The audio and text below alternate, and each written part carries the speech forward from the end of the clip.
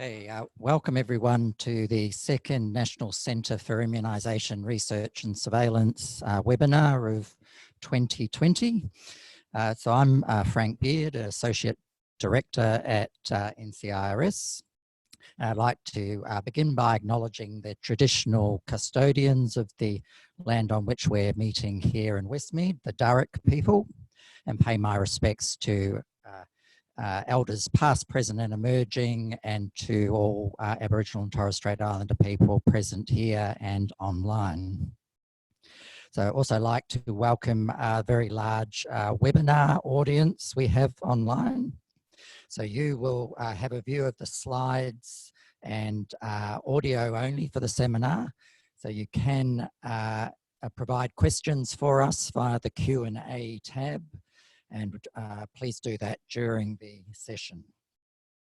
So today we're talking about influenza. Obviously it's a time of great turmoil with COVID-19, but influenza is still a very important issue with the vaccination program about to roll out, and importance of vaccinating as many people as possible to protect them and reduce the pressure on our healthcare system.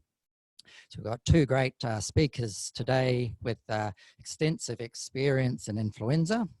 So our first speaker is Professor Kanta Subaru, who's a virologist and pediatric infectious disease physician, who's the director of the WHO Collaborating Centre for Reference and Research on Influenza based in Melbourne, and also has extensive high-level experience in the US at the Centre for Disease Control and Prevention and National Institutes for Health. And Kanta's research is focused particularly on newly emerging viral diseases of global importance, including pandemic influenza, SARS, MERS, and now, of course, COVID-19. So I'll hand over to Kanta. Thank you. Thank you very much for the invitation to do this. I am going to go straight to my slides, and we're going to, I'm going to cover an initial bit and then hand it over to Christine for the second half. So by way of introduction, I would like to cover a little bit about the viruses. So the illness that we call influenza is a clinical illness that is caused by one of several different types of influenza viruses. So influenza viruses come in 4 types: A, B, C, and D. Influenza A and B cause seasonal influenza epidemics. There are 2 co-circulating influenza A subtypes called H1N1 and H3N2, and 2 influenza B lineages called B Yamagata and B Victoria. These 4 viruses can circulate together or can predominate in any given season. The clinical illness that they produce is indistinguishable from one another, and all of the clinical illnesses are called influenza. So the only way to distinguish which influenza virus causes illness is by laboratory testing. So the virus has an RNA genome that is unusual in that it is divided up into 8 separate gene segments. And this becomes important later on in the piece. So who gets sick with influenza and who gets hospitalized? So these are data from Australia, and you can see that if you look at the notifications in purple and the hospitalizations in pink, that there are 2 peaks of both notifications and hospitalization at the 2 extremes of age. So people over 65 years of age and children under 5 years of age have very high rates of notification and hospitalization. And what's blown up here as the inset are the data from children under 5 years of age. So normally influenza in most of Australia, in the temperate part of Australia, is a winter illness. And there's some amount of influenza in the summer period, typically at the top end. Last year was unusual in that we had a lot of what we would call interseasonal influenza activity. So what's shown on the right in these in this figure are in the gray bars are the periods of time when we don't normally see influenza activity. That's the interseasonal period.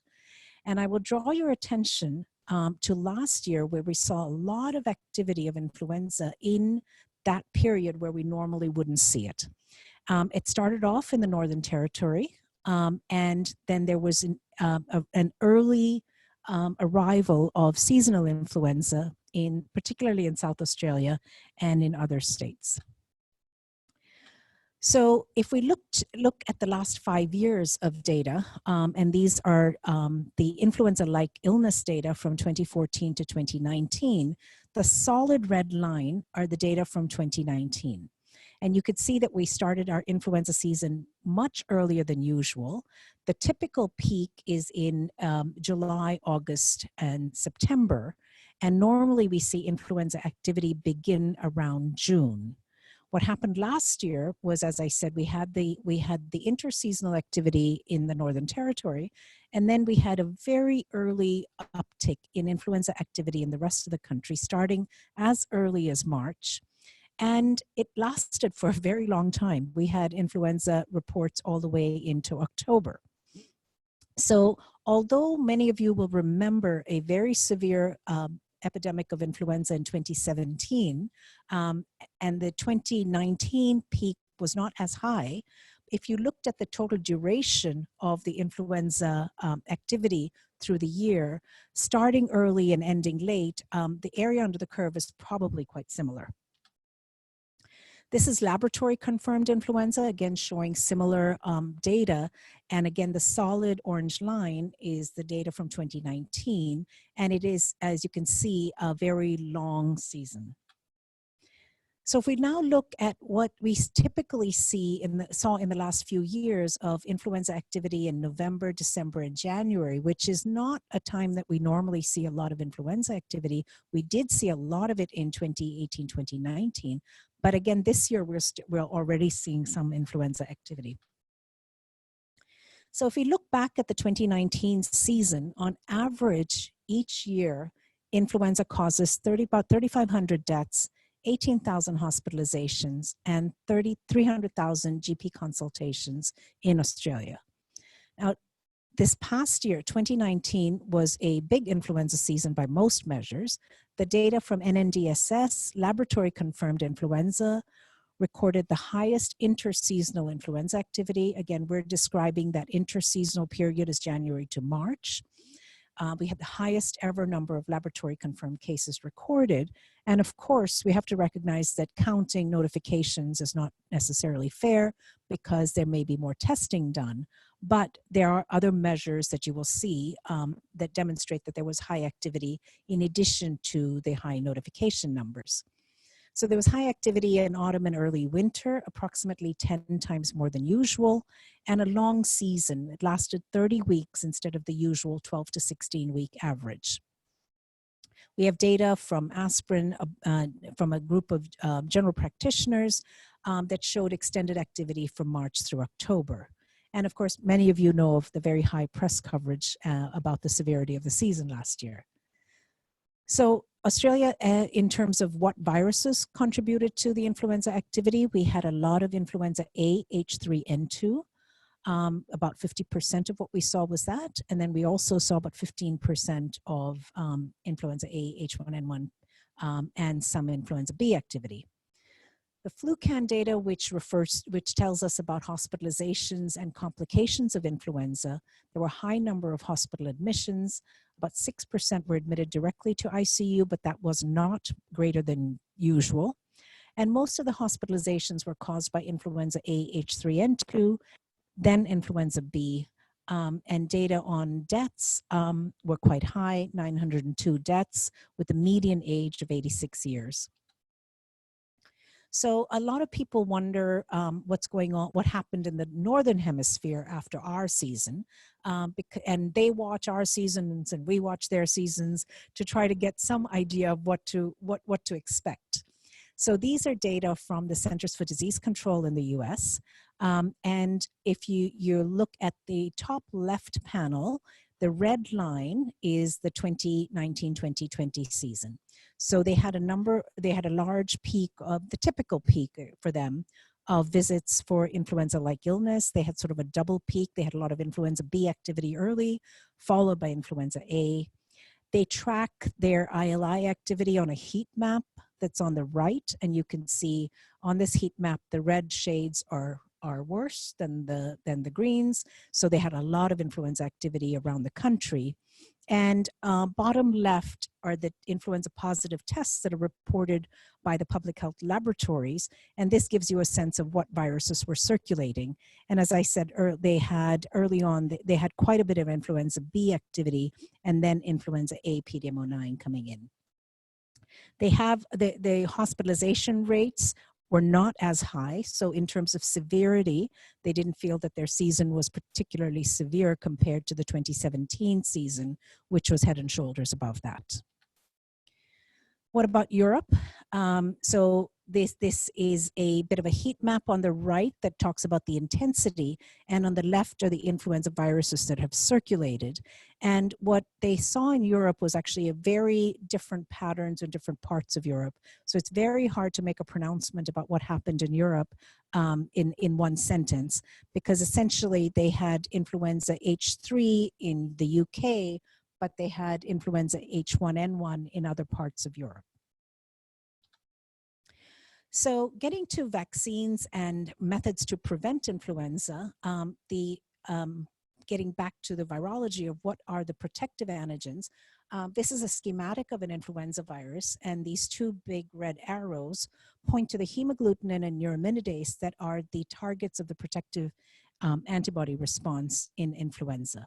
There are a number of internal proteins of the virus that are invariant, and they tend to be important for cell-mediated immunity, but antibody-directed protective immunity is largely directed against the hemagglutinin and the neuraminidase. This cartoon essentially explains the principle that underlies our current use of influenza vaccines. So there's a lot of information here that has been compiled into this cartoon, and that's why the y-axis, which is the titer of these various responses, does not have a scale. But you're looking at time on the x-axis, and what happens is that influenza virus replicates very rapidly and peaks very rapidly. The incubation period is typically 2 to 4 days, and virus replication peaks as early as 2 days post-infection. And when the virus replication peaks, it is associated with fever and upper and lower respiratory tract symptoms. There's an initial innate immune response that's not shown on this slide. And the first part of the adaptive immune response that comes up is a CD8 positive T cell response that comes up by about day 8, and that is responsible for viral clearance. The antibody response comes up in about 1 week and gradually increases. The CD8 response then contracts into memory, and it then persists in memory. Now, at some point in the future, if you are re-exposed to or reinfected with an influenza virus, in the face of pre-existing serum or mucosal antibody, the consequence is that the peak of viral replication is greatly diminished. So you don't achieve the same peak of viral replication. You might get infected, but it won't peak to the same level. And therefore you have, you're spared the fever and lower respiratory tract complications, and the illness is limited to an upper respiratory infection. The CD8 T cell response comes up sooner. It can peak by big day 5, but it is not enough time to abort the replication of the virus. So only pre-existing antibody can prevent the peak of viral replication. So our currently licensed influenza vaccines are based on this principle, and that is to induce a protective antibody response, largely against the hemagglutinin protein prior to the influenza season, so that we can either prevent or at least moderate the course of infection. So our currently licensed vaccines are based on the serum antibody response to the hemagglutinin protein. The vaccines are offered as trivalent or quadrivalent formulations to cover the viruses, the influenza A and influenza B viruses that we anticipate are going to circulate in the next season. So the trivalent influenza vaccines, and there are now no longer any offered in Australia, contain 2 influenza A components, an H1N1 and H3N2, and 1 influenza B strain. And the quadrivalent vaccines contain 2 influenza A and 2 influenza B strains. So how do we decide what goes into these vaccines? So a committee meets at the World Health Organization twice a year to recommend which strains should be included in the vaccine for the upcoming season. So we make a decision in February for vaccines for the Northern Hemisphere winter, and we make a decision in September for the vaccines that people will receive in April in the Southern Hemisphere. And we compile data from around the world and monitor influenza activity around the world to try to determine whether circulating viruses are similar to what was in last year's vaccine or whether they have antigenically changed from that. The main feature we're looking for is an antigenic change because the vaccines operate through inducing antibody. And so the first thing we're looking for is whether the circulating viruses are antigenically similar to what was in the previous year's vaccine. We now rely a lot more on sequence changes, and we do a lot of sequencing of the HA gene as well as whole genome sequencing. And all of our antigenic data is based on studies using ferret antisera, but in the end, we're trying to protect people, not ferrets. And so we also take a look at panels of sera from people that got last year's vaccine. So we have these panels of sera from different age groups that we share around the world between the 5 influenza centers. And we look to see whether the sera from people that got last year's vaccine react well with viruses that are currently circulating. So based on all of this, if we think there is enough of an antigenic change in the viruses that are circulating, we would like to change the vaccine component. There's another very important factor, which is that we have to have available to us a suitable vaccine strain. And our currently licensed vaccines, and in fact, all of the vaccine that's currently licensed in Australia are made in embryonated hen's eggs. And regulatory requirements are that the virus used in the vaccine should have only ever been in eggs. We cannot take a cell culture grown virus and make an egg-based vaccine from it. So now the recommendation is made by the WHO, but local national authorities make the final decision for each country. So this is a schematic just to show you, give you a sense of how often we've had to update these vaccine strains. So the top in red are the H1N1 viruses, the blues are H3N2, and the yellows are influenza B. And you can see that we update the H3N2 viruses far more frequently because there's a lot of genetic and antigenic drift. The vaccine composition recommended for the 2020 Southern Hemisphere vaccine includes several viruses from Australia. Both the H1 and the H3 components are Australian isolates. The Brisbane 2 2018-like and a South Australia 2019-like H3N2. The quadrivalent vaccine, which is what is used in Australia, contains a Yamagata and a B Victoria lineage virus. So we used to get calls about how well or poorly. Usually you don't get calls about how well something's doing. You usually get calls when it's not doing well. So we would typically get feedback about how poorly the vaccine was doing, but it was all anecdotal. So a group of epidemiologists around the world have formed an informal consortium and agreed upon methodology to assess vaccine effectiveness in near real time. And so what used to happen before when it was anecdotal is that there's a lot of bias in health-seeking behavior and so on. So the approach they used is called a test negative design, and it's outlined on this slide. And essentially what we do is there are a group of practices or hospitals that participate in this surveillance effort. And shown on this slide in black are unvaccinated people and red are vaccinated people. But when they come in with a predefined illness that meets the criteria for an influenza-like illness. We don't ask them then whether they were vaccinated or not. They all get swabbed. The swabbed patients then are either classified as being flu test positive or flu test negative. After the test is done and they're classified as test positive or test negative, then you ask whether they were vaccinated or not. And this gets rid of the health-seeking behavior bias. And so now you're assessing the risk or the odds ratio of whether people that are test positive versus test negative were vaccinated or not.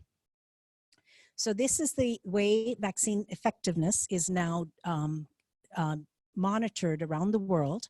We get one estimate as an interim estimate. When we are making the decision for the Southern Hemisphere, we get an interim estimate from our season, and then we get the final estimate later. So here, there's a lot of data. The vaccine effectiveness is here on this forest plot. 50% is this dotted line. And you can see that if you look at influenza A or B in all ages, we had about just under 50% effectiveness. But if you looked at H1 and influenza B, the vaccine effectiveness for both of those components is greater than for H3. And H3 actually came out looking better than many of us had feared it might. Because H3s represent an enormous challenge. So what are some of the limitations of our current vaccines? Vaccines require months to manufacture. So if you wonder why we're making a decision in September for a vaccine that you're going to get in April, it's because it takes months to manufacture. There's reduced effectiveness when the vaccine and epidemic strains are antigenically mismatched. Yet these viruses are out there in nature, they're evolving in nature, and we're making a decision 6 months ahead. So by the time vaccine is administered, the virus may have moved on, and there's just simply no way around that at this point. The vaccines have been known for years to have suboptimal efficacy in people that need the protection the most, and that is the elderly. There's a short duration of protection, partly because there's antigenic drift and we have to update the vaccine, and also because the vaccine effectiveness decays over time from the time their people are vaccinated. And lastly, our currently licensed vaccines are generated in embryonated hen's eggs, and there are some adaptations that occur in the manufacture process that might make the virus that is in the vaccine slightly different from what's circulating in the community. So there are a number of research efforts to improve seasonal influenza vaccines that include attempts to increase the immunogenicity of existing vaccines. This is being done particularly for the elderly with the use of adjuvants to enhance immune responses, or high dose. So you can give either more antigen or you can boost the immunogenicity with an adjuvant. The other thing is that our current vaccines produce a very, very strain-specific immunity. So they work well against themselves. But there's a heterogeneity of viruses in nature, and we are trying to, and at any given time, there might be co-circulating subpopulations, clades. So the vaccines work very well against their particular group of viruses, but what about their neighbors? So what we would like to do is to try to increase the breadth of immunity. And we could do this by using adjuvants, or we could do it potentially by adding neuraminidase or quantifying the amount of neuraminidase, because the neuraminidase, which is the second important protective antigen, doesn't drift as fast as HA does. And there's a lot of discussion about changing the substrate that the vaccine is made in to avoid effects of egg adaptation mutations with cell-grown vaccines or recombinant HA vaccines. So what do I think the future holds? We need continued vigilance to identify antigenic drift and antigenic shift, which we haven't talked about. I think we will see more cell-based influenza vaccines in the future. I think we'll see more use of adjuvants to increase the immunogenicity of influenza vaccines. High-dose vaccines have been offered for the elderly. I think we'll see new platforms. The vaccine technology that we currently use is quite old, and there's a lot of effort to modernize and to try new platforms. And the holy grail in the field is to have a universal influenza vaccine that we would not have to update every single year. I think this will happen in my lifetime, and don't ask me how long I'm planning to live. But I think we will see some movement towards a universal vaccine in the course of time. So this is an acknowledgement of the people that I work with at the WHO Collaborating Centre. We're supported by the Australian Government Department of Health. Great. Thanks, Kanta, for a great presentation. So we'll hold all the questions till the end. So our next, second and last speaker is Professor Christine McCartney, who's also Pediatric Infectious Disease Physician and Director of the National Centre here, and will be very familiar to anyone who's attended these seminars before. So I'll hand straight over to Christine. Okay, well, thank you very much, Kanta, for an absolutely clear and wonderful overview. And my main task is to leave time for questions at the end. But knowing that we have many hundreds of people joining us online, that we're spaced out here amongst different rooms in the Children's Hospital in our National Centre offices, my focus is going to be mainly on the program and a number of important sort of program-related messages. Firstly, I would also like to acknowledge the traditional owners of the land on which we're meeting and which you're all variously watching this webinar from today. So I'm going to talk about funded programs, vaccines and age groups, coverage, safety, some FAQs, and then both Kanta and I have agreed to say a few words on COVID-19 toward the end of the seminar. Obviously we have a lot to talk about with flu, but we will touch on this as well. So these images from the media from last year look a little bit overhyped now and somewhat pale in comparison to the current pandemic that we're dealing with.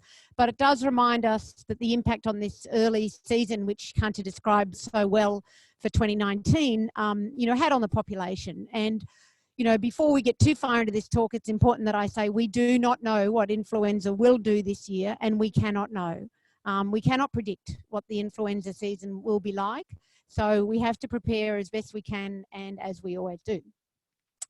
Now, Kanta's already shown you one version of a forest plot with different vaccine effectiveness on it. That was for presentations for ILI, lab-confirmed influenza, to primary care, so to general practitioners. This is from the other major network, the FluCan network, and I'd acknowledge Alan Cheng, who's provided these slides for me.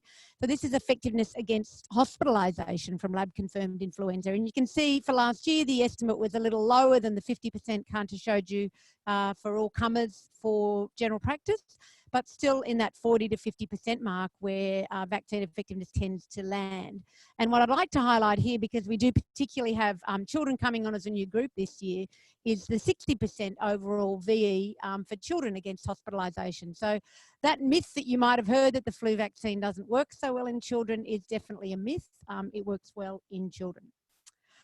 Okay, so let's get into some program updates for 2020.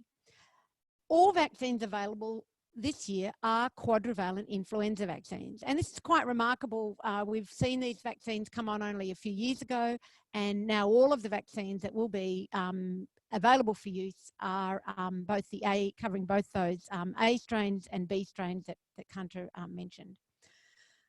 All children aged 6 months to less than 5 years are now eligible to receive free flu vaccine under the National Immunisation Program. So, in fact, all children were also eligible last year, but that was under separate state and territory funded programs. This year, it's cohesive and under the NIP.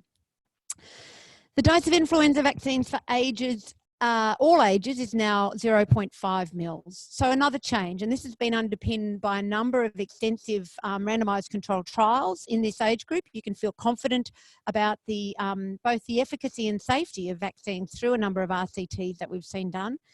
So this 0.25 mil or so-called junior dose, which used to be used in under 3-year-olds, is now not there. It's the same dosage across the age spectrum. For adults over 65, the single vaccine that is predominantly been recommended is Fluad Quad, which is the adjuvant quadrivalent influenza vaccine. I'll go into this a bit more later. So let's talk about NIP eligibility now. Remember, the Australian Immunisation Handbook says that anyone over 6 months of age is strongly recommended to receive annual influenza vaccine. And how do we protect those younger than 6 months of age? Well, that's of course through immunisation during pregnancy and transplacental transfer of antibody, high titers of antibody which cross the placenta to infants and can offer some protection up to 6 months of age before infants themselves respond to the vaccine. So you're also no doubt familiar with all the NIP funded groups, and I think we have a much more, I guess, cohesive program now. We have all Aboriginal Torres Strait Islander people recommended, all people recommended in pregnancy, all those over 65 years of age, all those with medical conditions from 6 months of age, and the all children 6 months to less than 5 years. So a little bit less patchwork possibly than a few years ago. Here's the table now from the ATAGI clinical advice, and this has been up online at health.gov.au for a number of weeks now. But you can see in the shaded boxes represent funding under the NIP. The ticks indicate the age at which the vaccine is registered and available. So working across the left, you know, you can see, say, for the 6 to less than 3 years, we have 3 vaccines, you know, registered and all available under the NIP. We then have, you know, slightly different registrations for the 3 to 5 year old category. If you're following the ticks, we can see, for example, their one vaccine is not funded under the NIP, Influvac Tetra, but will presumably be available under the private market, or indeed, you know, potentially through healthcare worker programs or other occupational programs. Then we have 5 to 65 year olds, you know, with a number of vaccines available, 5 different brands, and over 65s, all vaccines registered in this age group, but a preference for Fluad Quad. So this table should be freely available and accessible for all of you on different websites, and indeed within the ATAGI statement, and it's quite a bit more harmonised than previous years.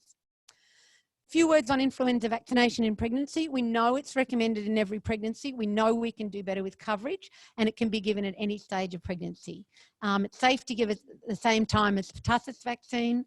And if a woman might have received very early in her pregnancy, in 2019, a vaccine, she can, if it ticks into the net, you know, sorry, I'm going to change that around. So let's say for 2020, if she received it quite late early in her pregnancy, but late in the year in 2019, she can be revaccinated with the 2020 vaccine. That might mean that she has a vaccine at either tail end of her pregnancy.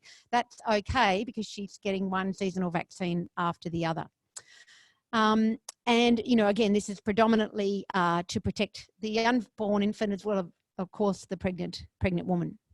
So just a quick word on the evolution of programs for children. The USA has had these since 2002, Canada since 2004, UK since 2014, using live attenuated vaccine given through school-based programs. But Australia had a somewhat more staggered approach to development of our policy and funding for children. Nonetheless, we've gotten there now in 2020, and that's certainly good news. So we've done a lot of work in this space, and you know, I think it's really now embedding in parents' minds that this vaccine is strongly promoted free for all children aged 6 months to 5 years.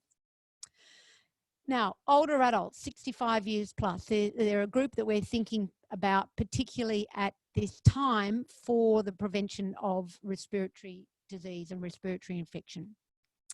And this year, the vaccine preferentially recommended for them is Fluad Quad, the adjuvanted quadrivalent influenza vaccine. This vaccine, we assess from the available evidence, will provide a small incremental benefit over the use of standard dose, non-adjuvanted QIV in this age group. So it's a preferential recommendation, but it's not an absolute recommendation. And I think as we move into, you know, potentially challenging times with delivery of influenza vaccines, if you have an elderly person who's made a special trip and may not be able to come out and see you again, and you may only have QIV available, the standard dose QIV, they will still gain significant protection from actually getting the vaccine in their arm, you know, rather than, say, missing out on any vaccine on that day, if there's a significant chance they won't be able to return shortly thereafter. It is, as I mentioned, the first time that we'll be using the quadrivalent form of this vaccine. So this is good news. Last year, this was a trivalent vaccine in the Northern Hemisphere. This was a trivalent vaccine. The company have now, re-engineered the vaccine to include the additional B lineage, and this is, you know, nice for us in terms of being able to roll this vaccine out in the Southern Hemisphere for the first time in 2020. Fluzone high dose, so this is 4 times the hemagglutinin content of the standard dose vaccine per strain, will not be supplied in Australia in 2020.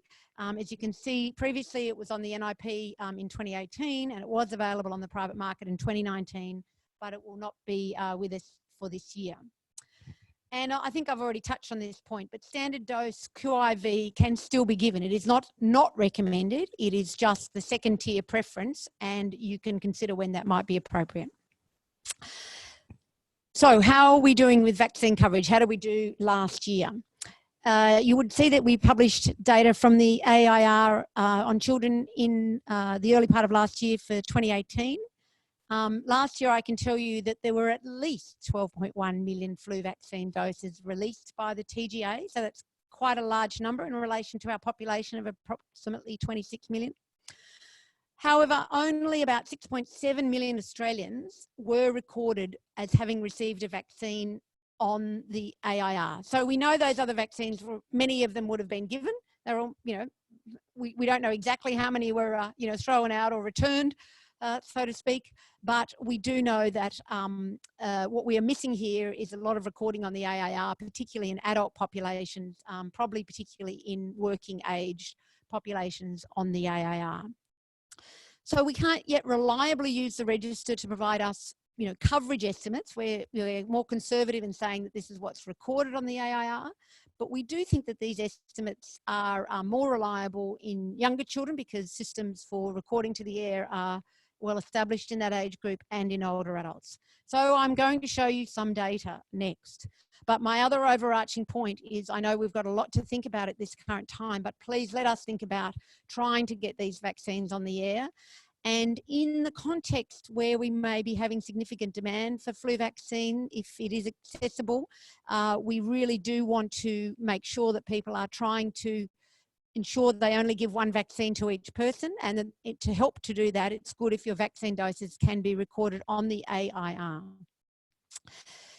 So how are we doing in children over the last 3 years that we've been moving to you know, universal vaccination in this age group? We have really improved, and I think there is the potential for us to improve again. So you can see here by Indigenous status or across the board in all children aged under 5, coverage last year reached bang on 40% for children. So that's a really good number. Other countries have taken more than a decade to reach that level of coverage, and the hope is that we can sustain that for 2020.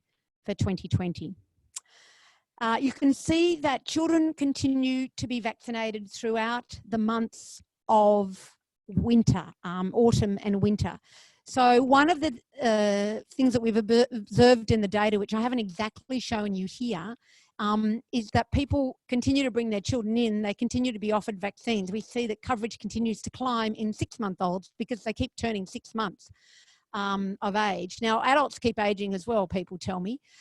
So what I think is important is that we don't stop offering the vaccine to adults in the same way that you can see here. We clearly don't stop offering the vaccine to children. You can still gain benefit from being vaccinated, you know, even in the months of June, July, August. So this is something very important for us to think about as the year evolves.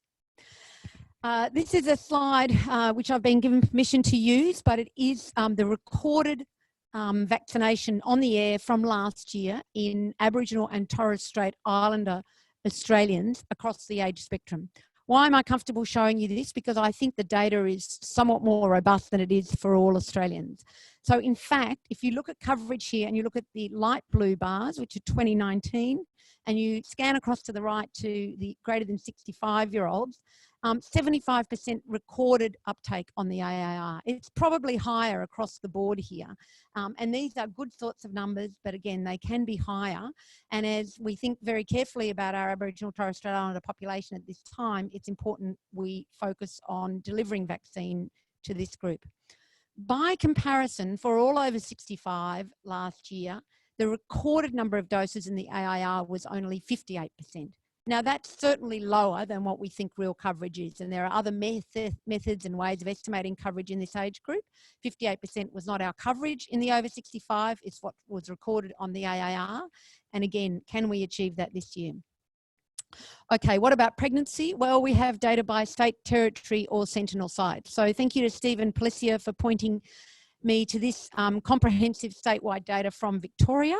And you can see here that coverage for women in their pregnancy for flu vaccine was 67%, not as high as for pertussis, which is a recurring theme at 81%. Western Australia have very detailed data on their website. You can go in and see the number of women who were vaccinated during trimester 1, 2, or 3, or in an unknown trimester. So again, thank you to Robin Gibbs for this data. It's just a selection of data from across the jurisdictions. So WA 56% vaccinated, 15 unsure, and 19% not vaccinated. This is through the perinatal data collection. Victoria 67, and in New South Wales the year before, 45% recorded as being vaccinated. I know that that was higher last year across the board for New South Wales. In fact, more like some of the other jurisdictions, but that data is not yet in the public domain. So let's move quickly to a few FAQs. When's the best time to receive flu vaccine? So it obviously should occur before the onset of the flu season. Optimal protection occurs within the first 3 to 4 months following vaccination, and Kanta has illustrated that to you beautifully in the slides that she showed. But we should continue to offer the vaccines throughout the season. When will it be available? Everybody's going to ask this. So if you need to check firstly on your state or territory health website, there is a lot of information there about the rollout of flu vaccine in each state and territory. And if you, for example, check on the New South Wales website, it will say available, you know, hopefully early April. There's a huge logistic undertaking in getting flu vaccine distributed, and we know that many clinicians and clinics are and have already been pre-ordering. There's been really a very high volume of pre-orders, and you know, then important role of the states and territories to be able to appropriately distribute that vaccine to clinics who can, in the current climate, deliver it. Don't stop offering the vaccine. I think I've already talked a lot about that, and we're going to touch on COVID at the end. When is the second dose of influenza vaccine recommended? Not very often. So it's important that people recognise that the recommendation is for a single dose of flu vaccine to be received in a current season. We have virtually no evidence, or no evidence that compels us to suggest the use of a routine second vaccine dose. Now, that being said, 2 doses of vaccine are recommended at least 4 weeks apart, just for these groups. Children aged 6 months to less than 9 years receiving flu vaccine for the first time, just in that first year. If they missed it that year and comes to the following year, they don't need 2 doses. People who've had a stem cell transplant or a solid organ transplant in the first year after that transplant can get 2 doses. Now, have we seen 2 doses given on occasion? Yes, we have. We've seen it given to travellers, and you know, they may have gotten a vaccine back in May, and then they're going to go travelling to the Northern Hemisphere, you know, in November, and they'll get a vaccine before that time. We have seen it, you know, sometimes, as I talked about, in pregnancy, but there is not a routine recommendation for 2 doses. It won't provide additional benefit as far as all the evidence tells us. So 1 dose for most. Okay, quick few frequently asked questions, and these are because people keep asking them over and over again, and our nurses in the back row are pumping their arms in the air. Egg allergy is not a contraindication to influenza vaccine. The vaccines that we use contain virtually no ovalbumin. It's only a tiny, tiny trace. And it has been shown in numerous studies that people who are egg allergic, even egg anaphylactic, can safely receive the influenza vaccines that we now use. If you have a serious allergy to eggs, and I mean anaphylaxis to eggs, you can discuss that with your provider, and you could be, you know, vaccinated in a medical facility that's able to deal with that, but you can be vaccinated. Can a person with latex allergy receive the flu vaccines? Yes, the flu vaccines in Australia are latex free. Does the flu vaccine always work? Not always, no. but it works at least around half the time. And that is good bang for the buck. It's good bang for your effort in going to get vaccinated. So it cuts your chance of getting flu by about half. And more importantly, every individual who's vaccinated, if we have more and more of those, this will decrease the spread of influenza in the community. I'm sure all of you know this, but it's good to think about how to talk about this. A quick word on vaccine safety data. We have an enormous volume of vaccine safety data that is accessible to practice nurses, general practitioners, the everyday public. And this is because it's generated by the public through the AusVac safety system. So this complements the spontaneous reporting through to your state, territory, and then on to the TGA. We have many reports received that way. But this is really clear data whereby hundreds of thousands of people are surveyed at more than 340 Sentinel sites within the 3 to 4 days after they've been vaccinated. They fill out a survey on their mobile phone. They tell whether they had, no adverse events or reaction to the vaccine, or they fill in a survey to describe what that was.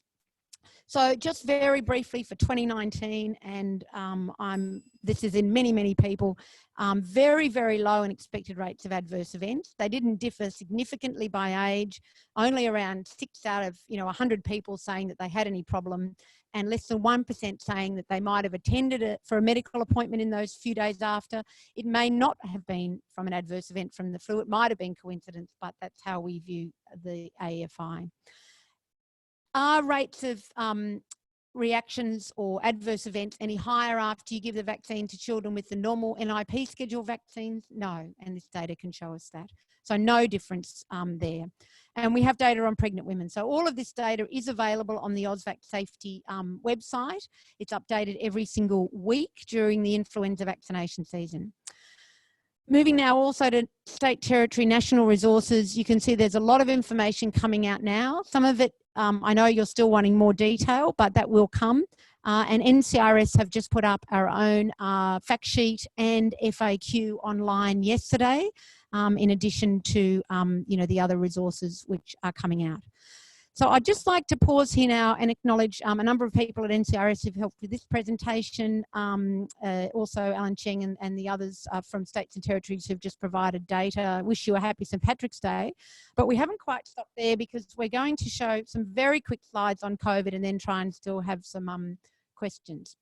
So we know that it's important to be vaccinated against both influenza and pneumococcus to protect you, the individual, from becoming unwell. We don't know what the interaction between being ill from one of these, infections and coronavirus will be, but we know that it's not good to get multiple or sequential infections in general.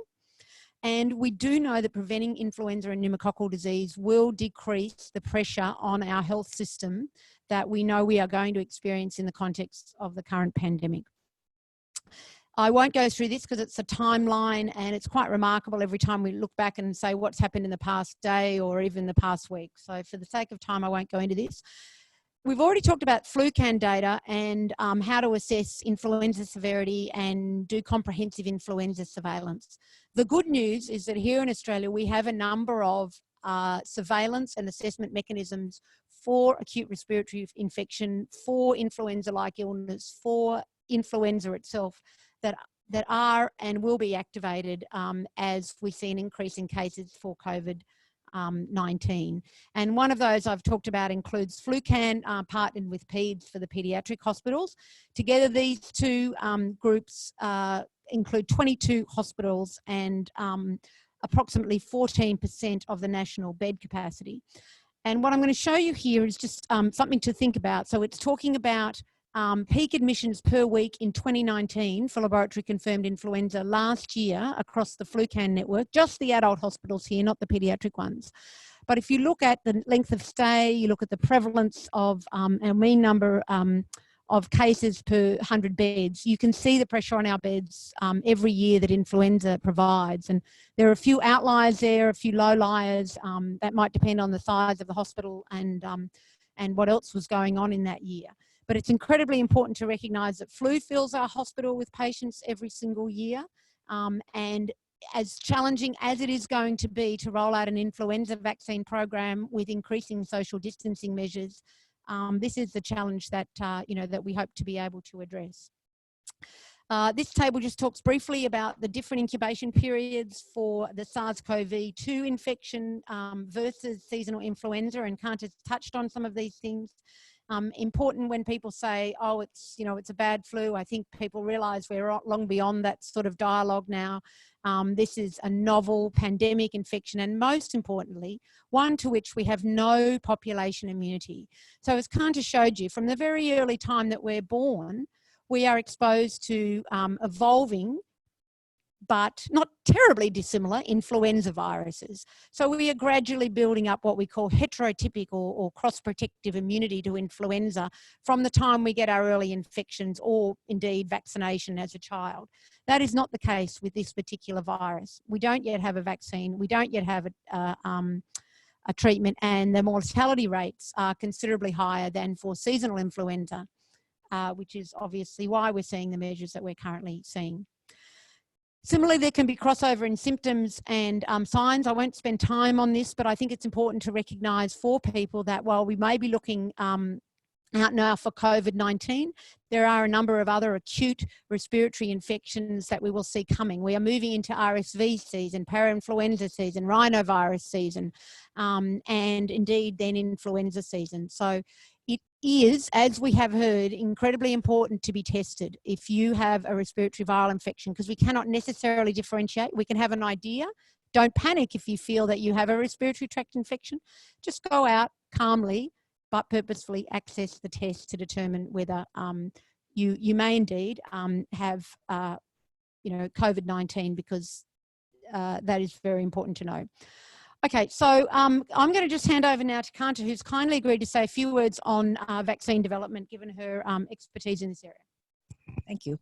So this is just one slide about coronavirus vaccine development. And the good news is that we do know what the optimal target of a coronavirus vaccine would be, and that is the spike protein. The other good news is that there are a number of new vaccine platforms that are available that are being brought to bear on developing vaccines for coronavirus that include messenger RNA platforms, stabilized protein vaccines, and vectored vaccines. All of these are platforms that can be adapted very rapidly. They're global funding consortia that had been preparing for Virus X, and Virus X is here. So these are the platforms that they were supporting. There's also a newly recognized willingness and experience in evaluating a vaccine in the midst of an epidemic, and this happened with Ebola. So unlike the past where we would sort of say, well, we can't possibly test something new when there's an ongoing epidemic, we now know we can do it. The challenges are that there are no licensed coronavirus vaccines for humans, so there's no clinical experience with safety, immunogenicity, or efficacy. There are some reports about people that were PCR negative and seem to have recovered from illness, and then at some point a few weeks later have had PCR positivity again. We need to know more about those. Are they reinfections? Are they just a persistent infection where the level of virus was below the limit of detection and then came up? We need to know more about those. We don't know, but that would have implications for, you know, whether these people had got infected in the face of neutralizing antibody or not. And so that we need to know more about.